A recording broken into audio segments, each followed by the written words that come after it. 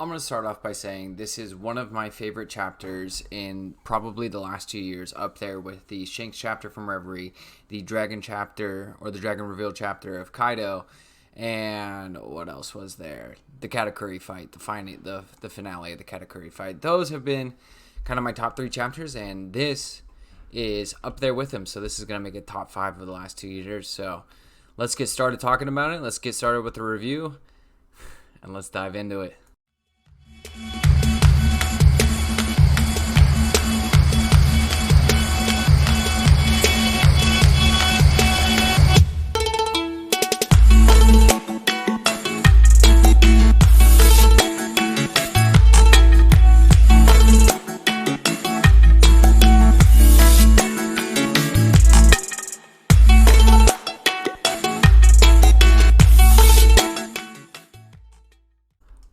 All right. Welcome one, welcome all. This is going to be the review of One Piece chapter 951 titled Rampage. And to start off with the weekly Shonen Jump cover, we have a bunch of the protagonists from their respective series in pirate hats to commemorate the movie coming out, which is kind of cool, but it's whatever, right? And then we get a beautiful, beautiful color spread for the chapter, and it has Luffy, Sabo, Buggy, Law, Boa, Smoker, and Lucci, and Hattori, right? Is that the bird's name?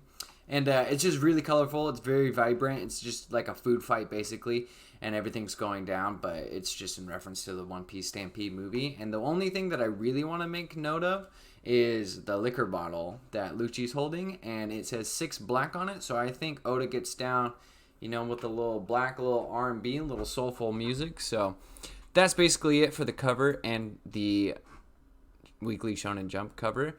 So let's get into this chapter. So we start off with Orochi and Fukuro Kujo talking in the Flower Capital about how they captured Law and how Orochi is like, how could you let them escape? They were so important. And Fukuro Kujo goes, my deepest apologies, my lord. Oh, I'm so sorry.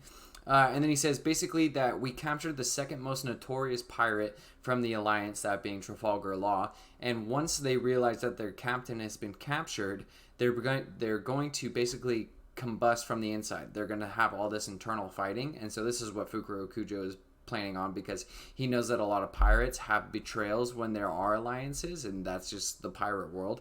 But little has been announced to him that Luffy doesn't really follow through on plans, and he does whatever he wants because he's the main character, and he jumps head in, and he sees Law as a friend, so he's probably going to go save Law if we get Luffy, and this is a big if we get Luffy outside of Udon Prison before the Fire Festival learning about this. But since, once we get a little bit later into the chapter, Beppo, Shachi, and Penguin don't tell Nami about this. So that's for a little bit later in the review. But Luffy's probably going to go ahead and do his own thing. And then we pan back out to the rest of the Flower Capital, where we know the existence, or we learn of the existence, of the Mima Warigumi. Another word of a task force that I probably won't be able to remember or pronounce, but it's based on the police force from some time in Japan. I don't know when it was, but there's a reference note in there that says this is based off of the actual police force in Japan from whatever time period, right? And the one thing that I want to note about this is, or two things that I want to note about this is, Orochi's kind of stacked when it comes to his own personal force. So he has the ninja force and he has the samurai force, right? Which are the two big main components of Edo period Japan, or whatever, long time ago Japan. There were samurai and they were ninja. And so Orochi has two of these squads stacked with pretty decent ninja and pretty decent samurai, even though we haven't seen the samurai do anything.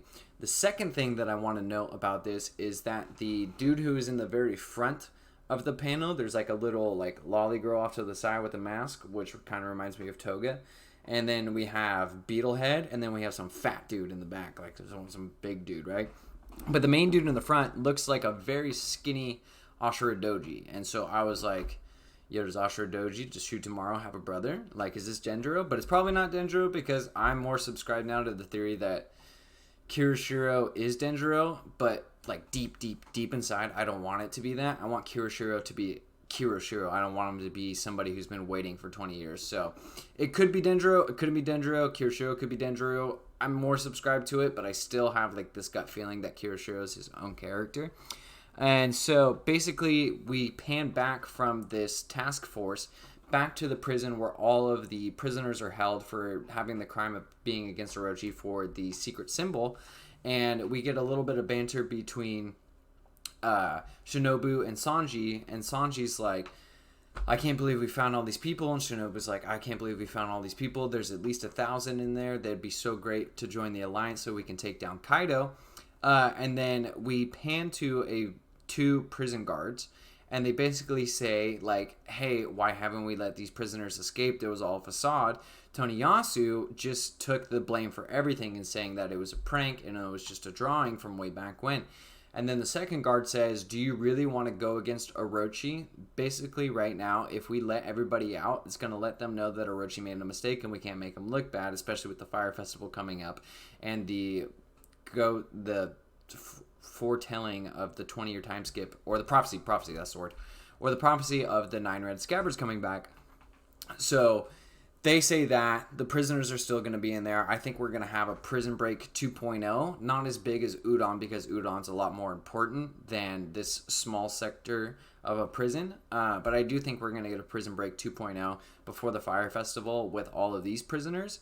And then we get back to Shinobu and Sanji talking, and Sanji's like, I can't believe people are so ready for the Fire Festival when they just lost 2 very important figures. And Shinobu breaks it down about the Fire Festival and what it is. And so the Fire Festival is actually a mourning of the dead. And so they light these lanterns, whether they be, there's 2 types of lanterns, the sky lanterns and the sea lanterns. But the Fire Festival is based off an old Japanese tradition where they honor the dead by lighting these balloons, right? Like, you've seen them, like the old Japanese balloons. They light them and they set them in the sky, or they set them out to the sea, like these lanterns.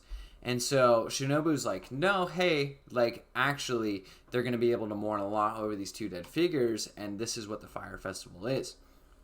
And so once we get past that, we go back to, where did they go? Wherever Nami and Kinemon and all of them are. That's like page...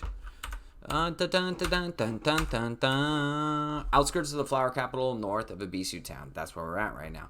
So Penguin, Sachi, and Beppo all escape from Hawkins' clutch, and they give the message, the little drawing, back to Nami. And when she sees it, she notices that there's something different. There's 2 lines drawn through the snake. Which, what I've been thinking of is like the swans represent the Kozuki, and the snake is probably Orochi. And so when I first thought of it, I thought the 2 lines weren't through the snake. They were actually the legs of the crane, or the swans about to pick up the snake and then just yeet it. So I thought that meant like a kind of conspiracy against Orochi to where they're going to actually fight. But then I realized, and after reading the text more carefully, that there's 2 lines through the snake now. So you see the snake, and then there's 2 lines through it, which could either be a reference to Luffy's Snake Man, or it could still be the reference to Orochi's Yamato no Orochi fruit. It just depends on which way you look at it. But it could symbolize like fangs in the snake, and they kind of look like Luffy's eyes, like they're kind of slit down the middle in Snake Man form. So this could be a signal to the Alliance and everybody else to kind of find Luffy or anyone who's connected with Luffy. If they know about a Snake Man form, but nobody knows about a Snake Man form besides Luffy and Katakuri. And now that I think about it, I'm going to go off on a little tangent real quick. If this was a picture made 20 years ago, right, by Toniyasu for the preparation of the prophecy of everybody returning in the future 20 years, Yasu wouldn't know about Luffy's Gear 4th Snake Man, because he didn't have the time fruit, and there's no way he can see into the future. So I think it's more of a reference to Orochi and them taking down Orochi than it is Luffy in Snake Man form. It just happens by coincidence that Luffy has a Snake Man form. So there's that. I just got a new match on Tinder. Your boy's moving up in the world. So then after that, we cut back to Ebisu town, where we have Kanjuro taking Yasu's body away to give him a proper burial. And you still see the side effects of the smile and everybody because they are grieving, but they can't actually like cry tears of grief. They're crying out of like the laughter, right? And so Kanjuro's like, I'm gonna give him a proper burial, and all you hear from the people of Ebisu Town is ha ha ha ha ha ha ha he he he he he he, and they're all just laughing, but they're saying thank you. We owed Lord Yasui like a great debt. He helped us out, right? So they get onto this tiger. It's like a flaming tiger, right? That Frankie's just grabbing by the horns like lowrider style. He's like, yeah, what's up? I got a new whip. Like, it's a flaming tiger. What's up? And so Nami, Frankie, and Kanjuro all go off to somewhere in Wano to give Yasu a proper burial. And then we cut over to, what's his name? Ashura Doji, Shutamaru, and Inuyarashi, and Kinemon. And so basically from last chapter, he said, I'm going to take you to a place. So Ashura Doji is taking them to an abandoned shipyard. And I like this panel. Like, it's a good panel. So, like, all of the ships you see them, like, you know that, like, Oda put a lot of detail into these ships. And they kind of remind me of, like, the Davy Jones locker ship from Pirates of the Caribbean, where it's, like, super ghastly and, like, kind of broken down. And it, like, still floats. And so we see, like, just a bunch of ships. And Shutamaru's like, yo, I can bring tons of people over to Onigashima on these ships. These are the ships that sailed the first time to go take down Kaido when he was first here, and we've been not recruiting them. We've been bringing them back to the space, and like I got this weird vibe from Shutamaru in this panel because it's like I can't tell if he's like somber or scheming or he's like reminiscing back on like all of his homies dying or if he's like plotting something. It's just like I got a weird vibe from this.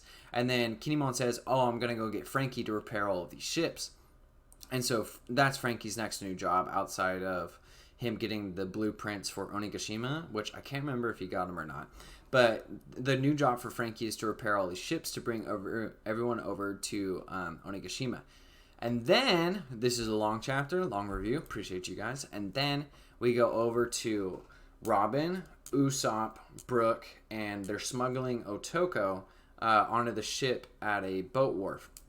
And basically, like, throughout the whole entire chapter, they're showing different drawings of the wanted posters, and they're drawn in like the old Edo Tensei like woodblock carving ways. Like it's very minimalistic, and like it just has that very unique Edo period like kind of tattoo, kind of like woodblock carving, kind of painting style. So everything's like really ovally, and like the posters look nothing like them. And one of the funniest scenes is they do the like shocked face, like the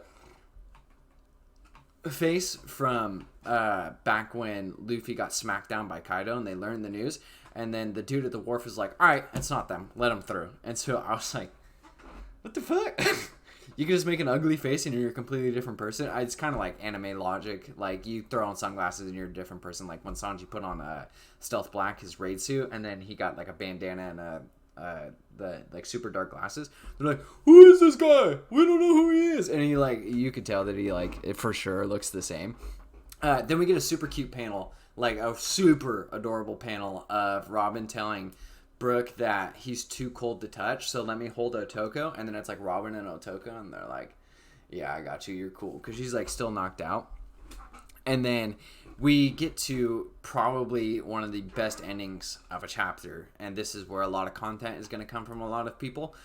So we get Big Mom and Onigashima, and that first page where you get like a clear picture of the skull, and like everything's dark and cloudy, and the waves are just kind of crashing, and that like what's that one Japanese painting with the big ass wave? Like all the waves look like that, and it's just like a super sick panel, right? And so we get a couple of sound bubbles, and it's like chomp chomp chomp, nom nom nom nom nom nom nom. And I was like, okay, Big Mom's there, and she's eating, right? And so then you see a bunch of like the workers on Onigashima, or a bunch of the subordinates, rushing around to give her sweets. And so it's like she's kind of subsiding a hunger pang right now, which is nice because she's like clear-minded, and it's like, oh shit, like something's gonna go down. Like the whole entire time I was reading it, I was like, are we gonna get it? Are we gonna get it? Kaido, Big Mom, like Sugar Daddy, Sugar Mama, like is it gonna get down? And so then you hear this voice in the background and it says more sweets, and I'm presuming that's Kaido saying bring her more sweets. And so then we get this little bit of dialogue, and I'm going to switch back over to the chapter to go find it because it's good dialogue. Here we are, chomp chomp chomp. And so we get Jack, King, and Queen all just kind of staring at Big Mom as she's on the floor munching. Jack doesn't say anything, he has thought bubbles. King's like, I definitely pushed her ship off the waterfall. And Queen's yelling at him. He says, King, you bastard, how dare you do a half-assed job? And then Jack says, Big brother Queen, why did you bring her here?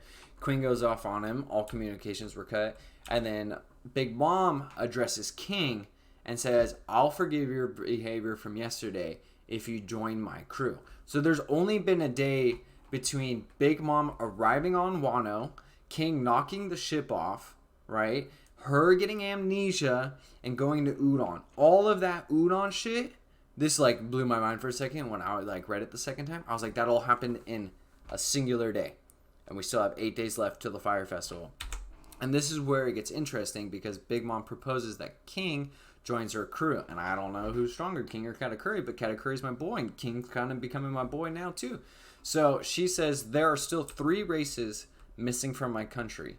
One of those was supposedly extinguished from history itself, but you are alive and standing here. So to break down the 3 races and what I think of it so far, right? We know 1 for sure are the giants because Lola fucked it up with Loki. 2 might be the Tontada because I don't think we saw any Tontada or dwarves on Whole Cake Island. 3 could be a completely new race that we don't know about, right? Or it could be that King is a Birkin because the Birkins were originally destroyed by Eneru on Skypiea.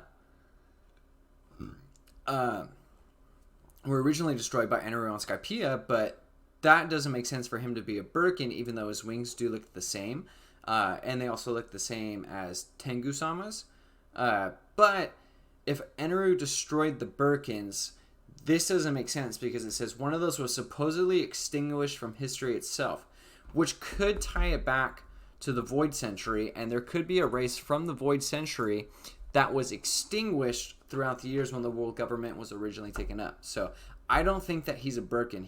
I think there's a new race that we don't know about, and maybe him and Tengu-sama are both Tengus, right? But Tengus have never been in Japanese mythology like super strong, right?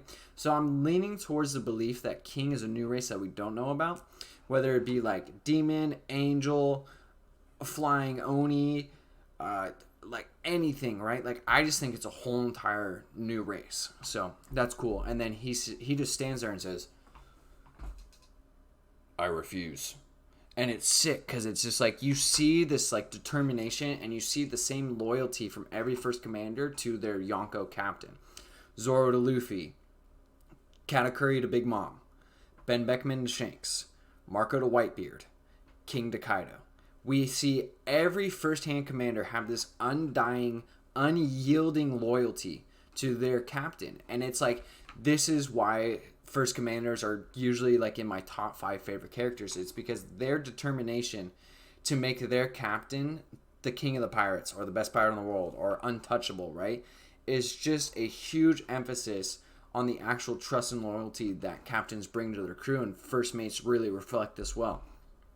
And so we get to the last 2 pages, and I'm a little torn because like I feel like Big Mom should be able to like take the sea stone cuffs off, like just break them, you know what I mean? But she says like, my legs are getting woozy from this. I mean, yes, she is a devil fruit user. I completely understand that. I know that sea stone works way well against devil fruit users, but with just her strength and her stamina and her durability and her defense, like, and just how stacked Big Mom is, she should be able to break these chains off. But I think she's also waiting for Kaido. So then the guard's like, no, I'm not going to do that. And then you hear like, of course, like Kaido's steps are a lot more menacing than me tapping my finger on the desk. But you hear steps coming up and Kaido says, take them off. And then the guy goes, what? And Kaido goes, yeah, take them off. Just do it. And then we get this little bit of banter between them. and everyone's like freaking out. And so it's like, this is one of the sickest panels. You could tell that Big Mom is taller than Kaido because she's sitting down and her head is like at his nipples from the perspective of it. And so I think Oda just kind of like draws whatever he wants to draw, right? But you could tell that if Big Mom was standing up, she'd be taller than Kaido. And she says, Kaido, so you finally came, Lin Lin. And everyone is like freaking out. She starts standing up. Napoleon's back online, which lends to the other belief that she now has the tracker back on Zeus and she knows exactly where Zeus is, so she can pinpoint Nami and probably find the Straw Hats or wherever Nami is, because Nami still has Zeus. So I was thinking about that while I was reading it. And so then Big Mom says like one of the sickest things in all of One Piece that I've read so far, especially coming from Yonko. Kaido says, I told you I would kill you if you came here. She says, as if there's a fool that would come just to be killed. And we get the boom, the dap up, the you still got it, like you good, like you got that power, you still a Yonko. And they clash, and it's the same thing as Whitebeard and Red-Haired Shanks, where there is just Conqueror's Haki coming out of Onigashima, out of the head. It's just black lightning everywhere, and the clouds are splitting on the way up. And then everyone is freaking out on the way, and we see Queen. We don't see Jack. We see like these two Conqueror's faces from Big Mom and Kaido, and everyone's saying we need to escape from Onigashima. And like what I really wanted to see from this was King's reaction, because in the face of adversity, right, like First Yonko commanders have always shown like not total aggression, but like calm, cool, collected, like this ain't shit. Like, this is what I expect from my captain. This is what I expect from Yonko.